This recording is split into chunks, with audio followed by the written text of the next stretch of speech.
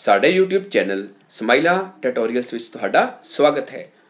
ਜੇਕਰ ਤੁਸੀਂ ਅਜੇ ਤੱਕ ਸਾਡੇ ਇਸ ਚੈਨਲ ਨੂੰ ਸਬਸਕ੍ਰਾਈਬ ਨਹੀਂ ਕੀਤਾ ਹੈ ਤੇ ਕਿਰਪਾ ਕਰਕੇ ਇਸ ਨੂੰ ਸਬਸਕ੍ਰਾਈਬ ਜ਼ਰੂਰ ਕਰੋ ਅਤੇ ਬੈਲ ਆਈਕਨ ਨੂੰ ਪ੍ਰੈਸ ਕਰਨਾ ਨਾ ਭੁੱਲੋ ਤਾਂ ਜੋ ਤੁਹਾਨੂੰ ਸਾਡੀਆਂ ਨਵੀਂ ਵੀਡੀਓਜ਼ ਦੇ ਨੋਟੀਫਿਕੇਸ਼ਨ ਨਾਲੋਂ ਨਾਲ ਮਿਲਦੇ ਰਹਿਣ। ਮੈਂ ਬ੍ਰਿਜਰਾਜ ਕੰਪਿਊਟਰ ਫੈਕਲਟੀ। ਅੱਜ ਅਸੀਂ ਵਿਸ਼ਾ ਕੰਪਿਊਟਰ ਸਾਇੰਸ ਜਮਾਤ 12ਵੀਂ ਪਾਠ 2 ਸੀ ਵਿੱਚ ਕੰਟਰੋਲ ਸਟੇਟਮੈਂਟਸ ਵਿੱਚ ਪ੍ਰੈਕਟੀਕਲ ਸੈਸ਼ਨ 3 ਦੇ ਵਿੱਚ ਜੰਪਿੰਗ ਸਟੇਟਮੈਂਟਸ ਬਾਰੇ ਪੜਾਂਗੇ ਤੇ ਦੱਸਣਾ ਚਾਹਾਂਗਾ ਕਿ ਸੀ ਭਾਸ਼ਾ ਦੇ ਵਿੱਚ ਜੰਪਿੰਗ ਸਟੇਟਮੈਂਟ ਤਿੰਨ ਕਿਸਮ ਦੀਆਂ ਹੁੰਦੀਆਂ ਹਨ: ਬ੍ਰੇਕ, ਕੰਟੀਨਿਊ ਅਤੇ ਗੋ ਟੂ। ਪਹਿਲੇ ਸੈਸ਼ਨ ਵਿੱਚ ਅਸੀਂ ਬ੍ਰਾਂਚਿੰਗ ਸਟੇਟਮੈਂਟ ਪੜ੍ਹੀਆਂ ਸੀ, ਇਫ ਅਤੇ ਸਵਿਚ ਬਾਰੇ ਪੜ੍ਹਿਆ ਸੀ। ਦੂਜੇ ਸੈਸ਼ਨ ਵਿੱਚ ਅਸੀਂ ਲੂਪਿੰਗ ਸਟੇਟਮੈਂਟਸ ਬਾਰੇ ਪੜ੍ਹਿਆ ਸੀ, ਜਿੱਦਾਂ ਕਿ ਫੋਰ, ਵਾਈਲ ਅਤੇ ਡੂ ਵਾਈਲ ਲੂਪ ਬਾਰੇ। ਤੇ ਅੱਜ ਦੇ ਸੈਸ਼ਨ ਵਿੱਚ ਅਸੀਂ ਬ੍ਰੇਕ, ਕੰਟੀਨਿਊ ਸਟੇਟਮੈਂਟ ਬਾਰੇ ਪੜਾਂਗੇ ਤੇ ਇਹਨਾਂ ਦੇ ਪ੍ਰੋਗਰਾਮ ਬਾਰੇ ਵੀ ਸਿੱਖਾਂਗੇ ਕਿ ਇਹਦੇ ਪ੍ਰੋਗਰਾਮ ਕਿਵੇਂ ਬਣਾਈਦੇ ਨੇ ਤੇ ਕਿੱਦਾਂ ਕੰਮ ਕਰਦੇ ਨੇ। ਤੇ ਇਹ ਪ੍ਰੋਗਰਾਮ ਜਿਹੜੇ ਹੈ ਇਹ ਤੁਹਾਡੀ ਪ੍ਰੈਕਟੀਕਲ ਫਾਈਲ ਲਈ ਕੰਮ ਆਉਣਗੇ। ਤੇ ਆਓ ਸਭ ਤੋਂ ਪਹਿਲਾਂ ਗੱਲ ਕਰਦੇ ਹਾਂ ਜੰਪਿੰਗ ਸਟੇਟਮੈਂਟਸ ਕਿ ਜੰਪਿੰਗ ਸਟੇਟਮੈਂਟ ਹੁੰਦੀਆਂ ਕੀ ਨੇ ਤੇ ਇਹਦੀਆਂ ਕਿਸਮਾਂ ਕਿਹੜੀਆਂ ਹੁੰਦੀਆਂ ਨੇ। ਜੰਪਿੰਗ ਸਟੇਟਮੈਂਟ ਇੱਕ ਕੰਟਰੋਲ ਸਟੇਟਮੈਂਟ ਹੈ। ਤੁਹਾਨੂੰ ਪਹਿਲੇ ਦੱਸ ਚੁੱਕੇ ਹਾਂ ਕਿ ਜੰਪਿੰਗ ਸਟੇਟਮੈਂਟ ਕੰਟਰੋਲ ਸਟੇਟਮੈਂਟ ਹੈ, ਜਿਹਦਾ ਤਿੰਨ ਤਰ੍ਹਾਂ ਦੀਆਂ ਕੰਟਰੋਲ ਸਟੇਟਮੈਂਟ ਹੁੰਦੀਆਂ ਨੇ: ਬ੍ਰਾਂਚਿੰਗ, ਲੂਪਿੰਗ ਅਤੇ ਜੰਪਿੰਗ। ਪਹਿਲੇ ਸੈਸ਼ਨ 'ਚ ਅਸੀਂ ਪੜ੍ਹੀਆਂ ਸੀ ਬ੍ਰਾਂਚਿੰਗ, ਇਫ ਤੇ ਸਵਿਚ। ਦੂਜੇ ਸੈਸ਼ਨ 'ਚ ਲੂਪਿੰਗ ਪੜ੍ਹੀਆਂ ਸੀ, ਫੋਰ ਵਾਈਲ ਤੇ ਡੂ ਵਾਈਲ। ਤੇ ਅੱਜ ਅਸੀਂ ਪੜ੍ਹ ਰਹੇ ਜੰਪਿੰਗ। ਤੇ ਇਸ ਦੀ ਵਰਤੋਂ ਪ੍ਰੋਗਰਾਮ ਦੇ ਆਮ ਫਲੋ ਨੂੰ ਬਦਲਣ ਲਈ ਕੀਤੀ ਜਾਂਦੀ ਹੈ। ਜੇਕਰ ਅਸੀਂ ਪ੍ਰੋਗਰਾਮ ਦਾ ਫਲੋ ਬਦਲਣਾ ਹੈ ਜਾਂ ਜੰਪ ਕਰਨਾ ਹੈ ਜਾਂ ਕਿਸੇ ਲੂਪ ਚੋਂ ਬਾਹਰ ਆਉਣਾ ਹੈ, ਉਹਦੇ ਲਈ ਅਸੀਂ ਜੰਪਿੰਗ ਸਟੇਟਮੈਂਟਸ ਦੀ ਵਰਤੋਂ ਕਰਦੇ ਹਾਂ। ਇਸ ਦੀ ਵਰਤੋਂ ਲੂਪ ਨੂੰ ਖਤਮ ਕਰਨ ਲਈ ਵੀ ਕੀਤੀ ਜਾਂਦੀ ਹੈ। ਮੰਨ ਲਓ ਸਾਡੇ ਕੋਲ ਲੂਪ ਚੱਲਦੀ ਪਈ ਹੈ, ਉਸ ਲੂਪ ਚੋਂ ਬਾਹਰ ਆਉਣਾ ਹੈ ਤਾਂ ਅਸੀਂ ਜੰਪਿੰਗ ਸਟੇਟਮੈਂਟਸ ਦੀ ਮਦਦ ਨਾਲ ਆਸਾਨੀ ਨਾਲ ਉਹ ਚੋਂ ਬਾਹਰ ਆ ਸਕਦੇ ਹਾਂ। ਜੰਪਿੰਗ ਸਟੇਟਮੈਂਟਸ ਤਿੰਨ ਕਿਸਮ ਦੀਆਂ ਹੁੰਦੀਆਂ ਹਨ: ਬ੍ਰੇਕ, ਕੰਟੀਨਿਊ ਅਤੇ ਗੋ ਟੂ। ਹੁਣ ਅਸੀਂ ਡਿਟੇਲ ਵਿੱਚ ਬ੍ਰੇਕ ਸਟੇਟਮੈਂਟ, ਕੰਟੀਨਿਊ ਅਤੇ ਗੋ ਟੂ ਸਟੇਟਮੈਂਟ ਪੜਾਂਗੇ ਤੇ ਨਾਲ ਇਹਦੇ ਪ੍ਰੋਗਰਾਮ ਵੀ ਸਿੱਖਾਂਗੇ। ਤੇ ਇਹ ਪ੍ਰੋਗਰਾਮ ਜਿਹੜੇ ਹੈ ਪ੍ਰੈਕਟੀਕਲ ਫਾਈਲ ਲਈ ਤੁਹਾਨੂੰ ਕੰਮ ਆਉਣਗੇ। ਤੇ ਸਭ ਤੋਂ ਪਹਿਲਾਂ ਗੱਲ ਕਰਦੇ ਹਾਂ ਬ੍ਰੇਕ। ਇਸ ਸਟੇਟਮੈਂਟ ਲਈ ਬ੍ਰੇਕ ਕੀਵਰਡ ਦੀ ਵਰਤੋਂ ਹੁੰਦੀ ਹੈ। ਮੀਨਸ ਕਿ ਜਿਹੜੀ ਬ੍ਰੇਕ ਸਟੇਟਮੈਂਟ ਹੈ ਇਹ 'ਚ ਬ੍ਰੇਕ ਕੀਵਰਡ ਯੂਜ਼ ਕਰਦਾ ਹੈ ਤੇ ਜਿਹੜੇ ਕੀਵਰਡ ਨੇ ਇਹ ਹਮੇਸ਼ਾ ਸਮਾਲ ਲੈਟਰਸ 'ਚ ਆਉਂਦੇ ਨੇ। ਬ੍ਰੇਕ ਸਟੇਟਮੈਂਟ ਦੀ ਵਰਤੋਂ ਸਵਿਚ ਸਟੇਟਮੈਂਟ ਅਤੇ ਲੂਪਿੰਗ ਸਟੇਟਮੈਂਟ ਵਿੱਚ ਕੀਤੀ ਜਾਂਦੀ ਹੈ। ਜਿਵੇਂ ਪਹਿਲਾ ਸੈਸ਼ਨ ਕੀਤਾ ਪ੍ਰੈਕਟੀਕਲ ਦਾ, ਉਹਦੇ ਵਿੱਚ ਅਸੀਂ ਸਵਿਚ ਸਟੇਟਮੈਂਟ ਪੜ੍ਹੀ ਦੇਖਿਆ ਹੋਣਾ ਕਿ ਹਰ ਕੇਸ ਤੋਂ ਬਾਅਦ ਅਸੀਂ ਬ੍ਰੇਕ ਸਟੇਟਮੈਂਟ ਲਗਾਉਂਦੇ ਹਾਂ। ਹੁਣ ਇਸ ਸੈਸ਼ਨ ਵਿੱਚ ਅਸੀਂ ਸਿੱਖਾਂਗੇ ਕਿ ਬ੍ਰੇਕ ਸਟੇਟਮੈਂਟ ਨੂੰ ਲੂਪਿੰਗ ਸਟੇਟਮੈਂਟ 'ਚ ਕਿਵੇਂ ਵਰਤਾਂਗੇ।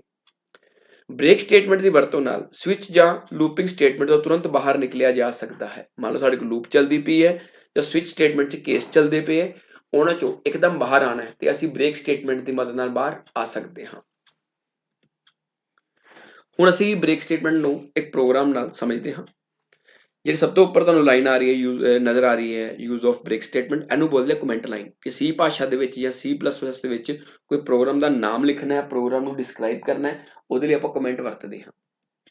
Hash include stereo.h standard input output header file, ਇਹ printf ਅਤੇ scanf ਲਈ ਵਰਤੀ ਜਾਂਦੀ ਹੈ। ਹੈਸ਼ ਇਨਕਲੂਡ conio.h, ਇਹਦਾ ਮਤਲਬ ਹੈ console input output header file, ਇਹ ਵਰਤੀ ਜਾਂਦੀ getch ਅਤੇ clear screen ਫੰਕਸ਼ਨ ਦੇ ਲਈ। void main, ਜਦੋਂ ਵੀ ਸੀ ਭਾਸ਼ਾ ਦੇ ਪ੍ਰੋਗਰਾਮ ਦੀ ਸ਼ੁਰੂਆਤ ਹੁੰਦੀ ਹੈ ਹਮੇਸ਼ਾ void main ਤੋਂ ਹੁੰਦੀ ਹੈ। ਉਸ ਤੋਂ ਬਾਅਦ ਕਰਲੀ ਬ੍ਰੇਸਿਸ ਆਉਂਦੀਆਂ। ਹੁਣ ਅਸੀਂ ਇੱਕ ਵੈਰੀਏਬਲ ਡਿਕਲੇਅਰ ਕਰਨਾ ਹੈ ਜਿਹੜਾ ਲੂਪ 'ਚ ਵਰਤਿਆ ਜਾਏਗਾ। ਤੇ ਮੈਂ ਇੰਟ i ਡਿਕਲੇਅਰ ਕਰ ਲਿਆ। ਇੰਟ ਦਾ ਮਤਲਬ ਹੁੰਦਾ ਹੈ ਉਹ ਨੰਬਰ ਜਿਨ੍ਹਾਂ ਵਿੱਚ ਡੈਸੀਮਲ ਪੁਆਇੰਟ ਨਹੀਂ ਆਉਂਦਾ। ਕਲੀਅਰ ਸਕਰੀਨ ਤੁਹਾਨੂੰ ਦੱਸਿਆ ਪਹਿਲੇ ਵੀ ਕਿ ਜਦੋਂ ਅਸੀਂ ਪ੍ਰੋਗਰਾਮ ਚਲਾਵਾਂਗੇ ਪਿਛਲੀ ਸਕਰੀਨ ਕਲੀਅਰ ਕਰ ਦੇਗਾ। ਇਹਦੀ ਹੈਡਰ ਫਾਈਲ conio ਹੈ। ਹੁਣ ਅਸੀਂ ਇਹ 'ਚ ਫੋਰ ਲੂਪ ਯੂਜ਼ ਕੀਤੀ ਹੈ, ਪਿਛਲੇ ਸੈਸ਼ਨ 'ਚ ਪੜ੍ਹੀ ਹੈ। ਇੱਥੇ ਮੈਂ ਕੀ ਕੀਤਾ, i ਦੀ ਵੈਲਿਊ 1, ਇਹਨੂੰ ਬੋਲਦੇ initialization. i less equal to 10, ਇਹਨੂੰ ਬੋਲਦੇ ਆ ਕੰਡੀਸ਼ਨ। ਤੇ i++ ਇਹਨੂੰ ਬੋਲਦੇ ਆ ਅਪਡੇਸ਼ਨ। ਹੁਣ ਆਪਾਂ ਲੂਪ ਦੀ ਕਰਲੀ ਬ੍ਰੇਸ ਲਗਾਈ। ਇੱਥੇ ਮੈਂ ਲਗਾਇਆ ਇਫ i = 7, ਮੀਨਸ ਕਿ ਡਬਲ ਇਕੁਅਲ ਦਾ ਮਤਲਬ ਹੈ ਕੰਪੈਰੀਜ਼ਨ। ਠੀਕ ਹੈ, i ਨੂੰ 7 ਨਾਲ ਕੰਪੇਅਰ ਕਰੇਗਾ ਕਿ ਜਦੋਂ i ਦੀ ਵੈਲਿਊ 7 ਹੋਵੇਗੀ ਤੇ ਇਹ ਕੀ ਕਰੇਗਾ, ਬ੍ਰੇਕ ਲੂਪ ਵਿੱਚੋਂ ਬਾਹਰ ਆ ਜਾਏਗਾ। ਇੱਥੇ ਲਿਖਿਆ ਮੈਂ printf %5d i ਕਿ i ਦੀ ਵੈਲਿਊ ਮੈਂ ਪ੍ਰਿੰਟ ਕਰ ਰਿਹਾ। 5d ਇਸ ਕਰਕੇ ਲਗਾਇਆ ਕਿ 5 ਸਪੇਸ ਛੱਡ ਕੇ ਜਿਹੜੀ ਵੈਲਿਊਜ਼ ਹੈ ਉਹ ਨਜ਼ਰ ਆਉਣਗੀਆਂ। ਕਰਲੀ ਬ੍ਰੇਸ ਬੰਦ। ਇਹ ਕਿਹੜੀ ਬੰਦ ਹੋਈ ਹੈ, ਜਿਹੜੀ ਫੋਰ ਲੂਪ ਦੀ ਸ਼ੁਰੂ ਕੀਤੀ ਸੀ। getch ਪ੍ਰੋਗਰਾਮ ਦੀ ਆਊਟਪੁੱਟ ਡਾਇਰੈਕਟ ਦੇਖਣ ਲਈ ਤੇ ਕਰਲੀ ਬ੍ਰੇਸਿਸ ਬੰਦ। ਹੁਣ ਅਸੀਂ ਪ੍ਰੋਗਰਾਮ ਨੂੰ ਕੰਪਾਈਲ ਅਤੇ ਰਨ ਕਰਕੇ ਦੇਖਦੇ ਹਾਂ। सी भाषा का प्रोग्राम Alt F9 ਨਾਲ ਕੰਪਾਈਲ ਹੁੰਦਾ ਹੈ ਤੇ Control F9 ਨਾਲ ਰਨ ਹੁੰਦਾ ਹੈ। ਇਹਦੇ ਬਾਰੇ ਤੁਹਾਨੂੰ ਪਹਿਲੇ ਵੀ ਦੱਸ ਚੁੱਕੇ ਹਾਂ, +1 ਚ ਵੀ ਦੱਸਿਆ ਸੀ। ਤੇ ਇਹਦੀ ਆਊਟਪੁੱਟ ਆਏਗੀ 1 ਤੋਂ ਲੈ ਕੇ 6। 1 ਤੋਂ ਲੈ ਕੇ 6 ਕਿਉਂ ਆਏਗੀ? ਇੱਥੇ ਮੈਂ ਲੂਪ ਚਲਾਈਏ 1 ਤੋਂ ਲੈ ਕੇ 10, ਇੱਥੇ ਮੈਂ ਕੀ ਲਗਾਇਆ if I = 7, ਮੀਨਸ ਕਿ ਜਿੱਦਾਂ ਹੀ I ਦੀ ਵੈਲਿਊ 7 ਹੋਵੇਗੀ ਉਹ ਲੂਪ ਚੋਂ ਬਾਹਰ ਆ ਜਾਏਗਾ ਤੇ ਲੂਪ ਲਾਸਟ ਕਿੱਥੇ ਤੱਕ ਚੱਲੀਏ 6 ਤੱਕ। ਜੇਕਰ ਸਾਡੇ ਕੋਲ ਬ੍ਰੇਕ ਸਟੇਟਮੈਂਟ ਨਹੀਂ ਹੁੰਦੀ ਤੇ ਲੂਪ ਪੂਰੀ ਚੱਲਣੀ 1 ਤੋਂ ਲੈ ਕੇ 10 ਤੱਕ। ਪਰ ਬ੍ਰੇਕ ਸਟੇਟਮੈਂਟ ਨੇ ਇਹ ਮਦਦ ਕੀਤੀ ਹੈ ਕਿ ਜਿੱਦਾਂ ਹੀ ਵੈਲਿਊ 7 ਹੋਏਗੀ ਲੂਪ ਚੋਂ ਬਾਹਰ ਆ ਜਾਏਗਾ। ਤੇ ਬ੍ਰੇਕ ਸਟੇਟਮੈਂਟ ਦਾ ਪ੍ਰੋਗਰਾਮ ਅਸੀਂ ਸਵਿਚ ਸਟੇਟਮੈਂਟ ਵਿੱਚ ਹੀ ਪੜ੍ਹਿਆ ਸੀ। ਉਹਦੇ ਵਿੱਚ ਬ੍ਰੇਕ ਸਟੇਟਮੈਂਟ ਦੀ ਵਰਤੋਂ ਹਰ ਕੇਸ ਨੂੰ ਰਿਪੀਟ ਕਰਨ ਲਈ ਕੀਤੀ ਜਾਂਦੀ ਹੈ ਕਿ ਇੱਕ ਸਮੇਂ ਤੇ ਇੱਕ ਹੀ ਕੇਸ ਐਗਜ਼ੀਕਿਊਟ ਹੋਵੇ। ਹੁਣ ਅਸੀਂ ਗੱਲ ਕਰਦੇ ਹਾਂ ਕੰਟੀਨਿਊ ਸਟੇਟਮੈਂਟ ਦੀ। ਕੰਟੀਨਿਊ ਸਟੇਟਮੈਂਟ ਵੀ ਇੱਕ ਜੰਪਿੰਗ ਸਟੇਟਮੈਂਟ ਹੈ। ਇਸ ਦੇ ਲਈ ਕੰਟੀਨਿਊ ਕੀਵਰਡ ਦੀ ਵਰਤੋਂ ਹੁੰਦੀ ਹੈ। ਕੰਟੀਨਿਊ ਸਟੇਟਮੈਂਟ ਦੀ ਵਰਤੋਂ ਲੂਪਿੰਗ ਸਟੇਟਮੈਂਟ ਨਾਲ ਕੀਤੀ ਜਾਂਦੀ ਹੈ। ਮਤਲਬ ਕਿ ਜਿਵੇਂ ਅਸੀਂ ਬ੍ਰੇਕ ਬਾਰੇ ਪੜ੍ਹਿਆ ਕਿ ਬ੍ਰੇਕ ਸਵਿਚ ਵਿੱਚ ਵੀ ਵਰਤੀ ਜਾਂਦੀ ਹੈ, ਲੂਪਿੰਗ 'ਚ ਵੀ ਵਰਤੀ ਜਾਂਦੀ ਹੈ, ਬਟ ਕੰਟੀਨਿਊ ਸਟੇਟਮੈਂਟ ਜਿਹੜੀ ਹੈ ਇਹਦੀ ਵਰਤੋਂ ਲੂਪਿੰਗ ਸਟੇਟਮੈਂਟ ਦੇ ਨਾਲ ਹੁੰਦੀ ਹੈ। ਕੰਟੀਨਿਊ ਸਟੇਟਮੈਂਟ ਦੀ ਵਰਤੋਂ ਲੂਪ ਦੇ ਅਗਲੇ ਦੁਹਰਾਉ ਨੂੰ ਜਾਰੀ ਕਰਨ ਲਈ ਕੀਤੀ ਜਾਂਦੀ ਹੈ। ਮੀਨਸ ਕਿ ਲੂਪ ਨੂੰ ਖਤਮ ਨਹੀਂ ਕਰਨਾ, ਲੂਪ ਅੱਗੇ ਜਾਰੀ ਰਹੇ। ਕਿੱਦਾਂ? ਤੁਹਾਨੂੰ ਪ੍ਰੋਗਰਾਮ ਨਾਲ ਸਮਝਾਵਾਂਗਾ। ਇਸ ਸਟੇਟਮੈਂਟ ਦੀ ਵਰਤੋਂ ਲੂਪ ਵਿੱਚ ਕੁਝ ਸਟੇਟਮੈਂਟਸ ਨੂੰ ਸਕਿਪ ਕਰਨ ਲਈ ਕੀਤੀ ਜਾਂਦੀ ਹੈ। ਮੀਨਸ ਕਿ ਲੂਪ ਦੇ ਵਿੱਚੋਂ ਤੁਸੀਂ ਕਿਸੇ ਸਟੇਟਮੈਂਟ ਨੂੰ ਛੱਡਣਾ ਚਾਹੁੰਦੇ ਹੋ, ਉਹਨੂੰ ਨਹੀਂ ਦੁਹਰਾਉਣਾ ਚਾਹੁੰਦੇ, ਤੇ ਉਹਦੇ ਲਈ ਅਸੀਂ ਕੰਟੀਨਿਊ ਸਟੇਟਮੈਂਟ ਵਰਤਦੇ ਹਾਂ। ਜਿਸ ਤਰ੍ਹਾਂ ਅਸੀਂ ਬ੍ਰੇਕ ਸਟੇਟਮੈਂਟ ਦਾ ਪ੍ਰੋਗਰਾਮ ਬਣਾਇਆ ਸੀ ਉਸੇ ਤਰ੍ਹਾਂ ਕੰਟੀਨਿਊ ਸਟੇਟਮੈਂਟ ਦਾ ਪ੍ਰੋਗਰਾਮ ਬਣਾਉਂਦੇ ਹਾਂ।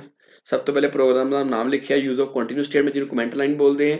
ਫਿਰ ਦੋ ਹੈਡਰ ਫਾਈਲਸ ਲਈਆਂ stdio.h ਤੇ conny.h, ਪਹਿਲੇ ਦੱਸ ਚੁੱਕੇ ਇਹਨਾਂ ਬਾਰੇ।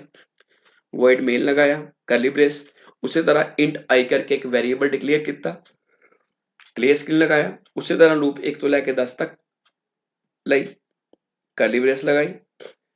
if I = 7, ਫਿਰ I = 7 ਲਗਾ ਦਿੱਤਾ। ਜਿੱਥੇ ਅਸੀਂ ਬ੍ਰੇਕ ਲਿਖਿਆ ਸੀ ਉੱਥੇ ਹੁਣ ਮੈਂ ਕੀ ਲਿਖਿਆ? ਕੰਟੀਨਿਊ। ਉਸੇ ਤਰ੍ਹਾਂ printf %5d I, ਕਿ I ਦੀ ਵੈਲਿਊ ਜਿਹੜੀ ਹੈ ਉਹ ਪ੍ਰਿੰਟ ਹੋਵੇਗੀ 5 ਦੀ ਸਪੇਸ ਛੱਡ ਕੇ, ਕਰਲੀ ਬ੍ਰੇਸ ਬੰਦ, get ch ਤੇ ਕਰਲੀ ਬ੍ਰੇਸਿਸ ਜਿਹੜੀ ਮੇਨ ਦੀ ਸ਼ੁਰੂ ਕੀਤੀ ਸੀ ਉਹ ਬੰਦ ਹੋ ਗਈ। ਪ੍ਰੋਗਰਾਮ ਨੂੰ ਅਸੀਂ Alt F9 ਨਾਲ ਕੰਪਾਈਲ ਕਰਦੇ ਹਾਂ ਤੇ Control F9 ਰਨ ਕਰਦੇ ਹਾਂ। ਤੇ ਦੇਖ ਸਕਦੇ ਹੋ ਕਿ ਪ੍ਰੋਗਰਾਮ ਦੀ ਆਊਟਪੁੱਟ ਕੀ ਆਈ ਹੈ। ਪ੍ਰੋਗਰਾਮ ਦੀ ਆਊਟਪੁੱਟ ਆਈ ਹੈ 1 ਤੋਂ ਲੈ ਕੇ 10, ਬਟ ਤੁਸੀਂ ਦੇਖੋ ਕਿ ਇਹਦੇ ਵਿੱਚ 6 ਤੋਂ ਬਾਅਦ ਕੀ ਆ ਰਿਹਾ? 8, 7 ਮਿਸਿੰਗ ਹੈ। 7 ਮਿਸਿੰਗ ਕਿਉਂ ਹੈ? ਕਿਉਂਕਿ ਮੈਂ ਕੀ ਲਿਖਿਆ if I = 7 ਕੰਟੀਨਿਊ।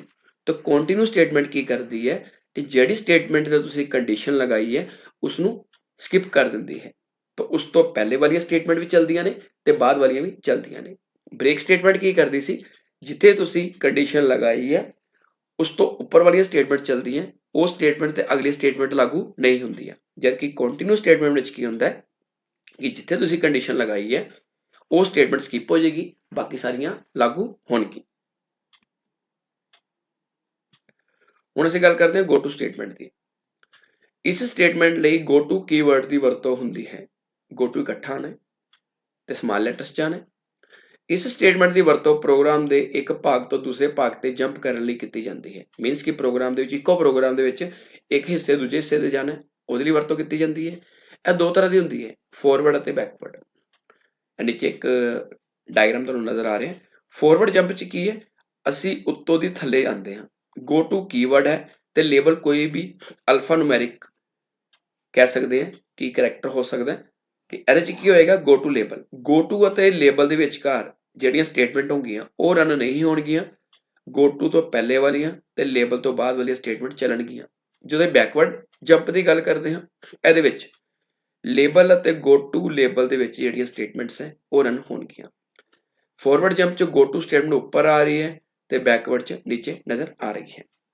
ਹੁਣ ਅਸੀਂ ਗੋ ਟੂ ਸਟੇਟਮੈਂਟ ਨੂੰ, ਫੋਰਵਰਡ ਅਤੇ ਬੈਕਵਰਡ ਨੂੰ ਇੱਕ ਪ੍ਰੋਗਰਾਮ ਦੀ ਮਦਦ ਨਾਲ ਸਮਝਦੇ ਹਾਂ ਤਾਂ ਜੋ ਤੁਹਾਨੂੰ ਟੌਪਿਕ ਚੰਗੀ ਤਰ੍ਹਾਂ ਕਲੀਅਰ ਹੋ ਜਾਵੇ।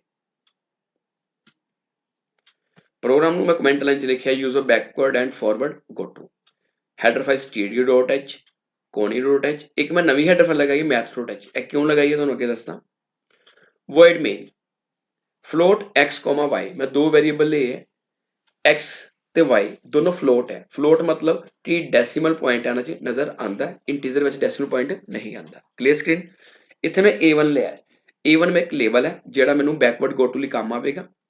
ਫਿਰ ਮੈਂ ਲਿਖਿਆ enter value of x, scanf %f %x। ਇਹ ਕੀ ਕਰੇਗਾ, x ਦੀ ਵੈਲਿਊ ਨੂੰ ਰੀਡ ਕਰੇਗਾ, ਇਨਪੁਟ ਕਰੇਗਾ ਜਦੋਂ ਅਸੀਂ ਪ੍ਰੋਗਰਾਮ ਨੂੰ ਕੰਪਾਈਲ ਅਤੇ ਰਨ ਕਰਾਂਗੇ। ਇੱਥੇ ਮੈਂ ਲਗਾਇਆ ਹੈ ਇਫ x ਗ੍ਰੇਟਰ ਦੈਨ 0, ਜੇਕਰ x ਦੀ ਵੈਲਿਊ 0 ਤੋਂ ਵੱਡੀ ਹੈ ਤਾਂ ਗੋ ਟੂ A2। ਠੀਕ ਹੈ, ਕਿੱਥੇ ਜਾਏਗਾ, A2 ਤੇ। A2 ਕੀ ਹੈ ਮੇਰਾ, ਦੇਖੋ ਨੀਚੇ ਨਜ਼ਰ ਆ ਰਿਹਾ ਹੈ A2 ਮੇਰਾ ਕੀ ਹੈ, ਫॉरवर्ड जंप है। एल्स गो टू A1, जेकर x ਦੀ ਵੈਲਿਊ 0 ਤੋਂ ਛੋਟੀ ਹੈ ਤੇ ਜੰਪ ਕਰਕੇ ਉੱਪਰ ਆ ਰਿਹਾ ਤੇ ਇਹ ਕੀ ਹੋ ਗਿਆ, ਬੈਕਵਰਡ ਗੋ ਟੂ। ਮਤਲਬ ਇੱਕੋ ਪ੍ਰੋਗਰਾਮ ਦੇ ਵਿੱਚ ਅਸੀਂ ਬੈਕਵਰਡ ਗੋ ਟੂ ਅਤੇ ਫॉरवर्ड ਗੋ ਟੂ ਵਰਤ ਰਹੇ ਹਾਂ। ਜਦੋਂ ਅਸੀਂ x ਗ੍ਰੇਟਰ ਦੈਨ 0 ਕੀਤਾ, ਜੇਕਰ x ਦੀ ਵੈਲਿਊ 0 ਤੋਂ ਵੱਡੀ ਹੈ, ਕਿੱਥੇ ਜਾ ਰਿਹਾ, ਗੋ ਟੂ A2 ਤੇ A2 ਦੇ ਵਿੱਚ ਮੈਂ ਕੀ ਕਰ ਰਿਹਾ, y ਵੈਰੀਏਬਲ 'ਚ x ਦਾ ਸਕੁਅਰ ਰੂਟ ਲੈ ਕੇ ਚੱਲ ਰਿਹਾ ਤੇ x ਕਿਹੜੀ ਵੈਲਿਊ ਹੋਏਗੀ ਜਿਹੜੀ ਮੈਂ scanf ਕੀਤੀ ਹੈ। ਜੇ ਮੰਨ ਲਓ x ਦੀ ਵੈਲਿਊ ਮੈਂ 4 ਲਈ ਹੈ ਤੇ ਆਨਸਰ ਆ ਜਾਏਗਾ y 'ਚ 2। तो printf लिखाएगा square root of x of f percentage f is percentage f। दो परसेंटेज f ले है, एक x ली ते एक y ली। आगे गेट ch प्रोग्राम नु alt F9 ਨਾਲ ਕੰਪਾਈਲ ਕਰਦੇ ਹਾਂ, ਕੰਟਰੋਲ F9 ਨਾਲ ਰਨ ਕਰਦੇ ਹਾਂ। ਇਹਨੇ ਪੁੱਛਿਆ ਐਂਟਰ ਵੈਲਿਊ ਆਫ x, ਮੈਂ ਵੈਲਿਊ ਕਿੰਨੀ ਭਰੀ, -5। ਜਿੱਦਾਂ ਮੈਂ -5 ਭਰੀ, ਇਹ ਵੈਲਿਊ ਜਿਹੜੀ ਹੈ 0 ਤੋਂ ਛੋਟੀ ਹੈ, ਇਹ ਕਿੱਥੇ ਜਾਏਗਾ, ਗੋ ਟੂ A1। ਇਹ ਜੰਪ ਕਰਕੇ ਆਏਗਾ ਗੋ ਟੂ A1 ਤੇ ਐਂਟਰ ਵੈਲਿਊ ਆਫ x। ਦੁਬਾਰਾ ਤੁਹਾਡੇ ਕੋਲ x ਦੀ ਵੈਲਿਊ ਪੁੱਛੇਗਾ, ਉਦੋਂ ਤੱਕ ਵੈਲਿਊ ਪੁੱਛੇਗਾ ਜਦੋਂ ਤੱਕ ਤੁਸੀਂ ਵੈਲਿਊ 0 ਤੋਂ ਵੱਡੀ ਨਹੀਂ ਭਰਦੇ। ਦੁਬਾਰਾ ਪ੍ਰੋਗਰਾਮ ਨੂੰ ਰਨ ਕਰਕੇ ਦੇਖਦੇ ਹਾਂ। ਐਂਟਰ ਵੈਲਿਊ ਆਫ x, ਹੁਣ ਮੈਂ x ਦੀ ਵੈਲਿਊ ਭਰੀ ਹੈ 9। ਜਿੱਦਾਂ 9 ਵੈਲਿਊ ਭਰੀ, ਆਨਸਰ ਆਏਗਾ square root of 9 is 3। Means ਕਿ ਇੱਕ f ਯੂਜ਼ ਕੀਤਾ x ਲਈ, ਕੀਤਾ y ਲਈ, ਮਤਲਬ ਕਿ 9 ਦਾ ਸਕੁਅਰ ਰੂਟ ਜਿਹੜਾ ਉਹ ਕੀ ਹੁੰਦਾ, 3। ਹੁਣ ਤੁਸੀਂ ਇਹ ਪ੍ਰੋਗਰਾਮਸ ਨੂੰ ट्राई करके देखना है, रन करके देखना है। जेकर तुहानू किसी किस्म की कोई दिक्कत आती है, कोई प्रॉब्लम आती है, जो कोई क्वेरी होंगी है तो तुसी कमेंट सैक्शन च पूछ सकते हो या अपने कंप्यूटर टीचर की मदद ले सकते हो। धन्यवाद।